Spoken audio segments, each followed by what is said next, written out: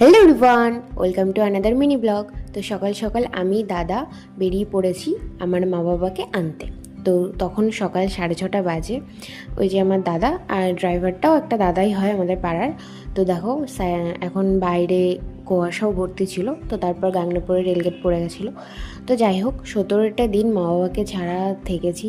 মা বাবার যখন কাছে থাকে অতটা কিছু মনে হয় না, যখন দূরে যাই তখনই মা বাবার মূল্যটা বোঝা যায়। সত্যি কথা, যারা মা বাবাকে ছাড়া থাকো, মানে যাদের মা বাবা কাছে থাকে না, কাজে সূত্রে দূরে থাকে, তো তারা জানো যে মা বাবাকে ছাড়া থাকাটা কতটা কষ্টের।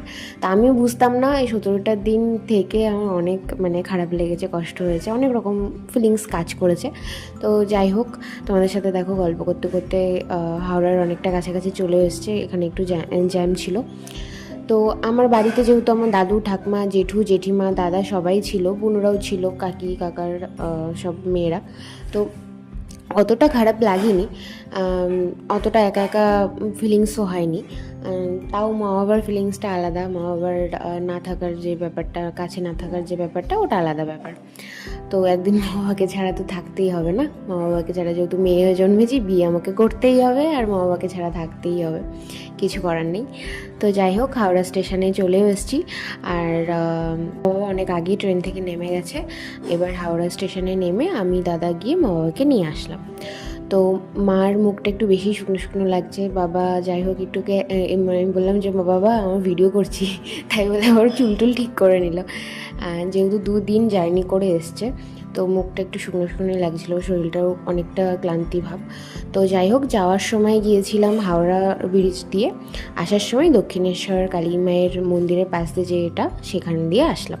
তো এখানেও অনেকটা জ্যাম ছিল। এই যে মায়ের মন্দির, সেটাও একটু দেখে নিলাম। তো তারপর রাস্তার ধারে এক জায়গায় খাবো বলে নেমেছি, যেহেতু সকাল থেকে কারোরই খাওয়া হয়নি। তো দেখো এই জায়গাটা বেশ ভেরির পাশ দিয়ে, এগুলোকে ভেরি বলে বাবা বলল।